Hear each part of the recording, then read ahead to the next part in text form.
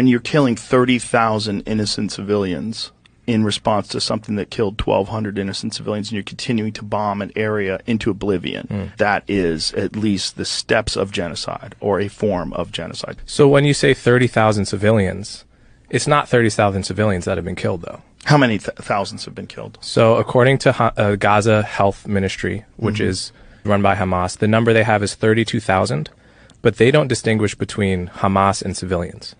How many members of Hamas are there? 40,000, something like that. I don't think the number is known, but it's tens of thousands. So Hamas says 32,000 people have been killed, civilians and soldiers. Israel says 13,000 soldiers have been killed by Israel. So let's not doubt either number. They could both be inflated. But if both of those numbers are accurate, which they may or may not be, that would be 13,000 soldiers killed, 19,000 civilians killed, which for urban combat in the Middle East is a very normal ratio. It's very distinct from genocide, because genocide is when you're trying to maximize civilian casualties.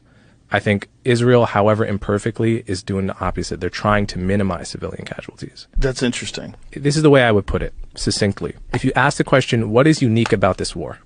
What is different about this war than all other wars? It's not the civilian death toll. The ratio of combatants to civilians is, I think it's better than the American armies was when we got ISIS out of Mosul. That was like 10,000 civilians dead to kill 4,000 ISIS. This is 19,000 civilians dead to kill 13,000. What's unique about this war, unlike every other war that I could think of, is you have an army in Hamas that has perfected the art of embedding itself and meshing itself with civilians so that you cannot hit them without hitting the people around them. Other armies have done this, but none have perfected it to the extent that Hamas has.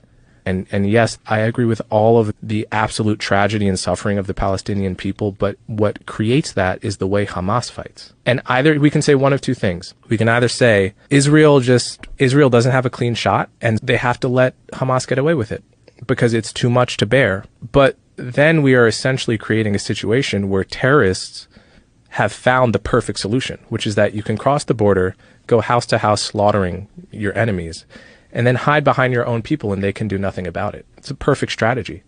Can we live in a world where we allow that to be an acceptable strategy? I don't think so. And it's very ugly to watch. It's heartbreaking, and I completely understand why people don't think the way I think when they see the videos. I completely get it. But I don't think we can actually live in a world where that's allowed to be a strategy. I appreciate your perspective. I see what you're saying. You clearly know more about it than I do.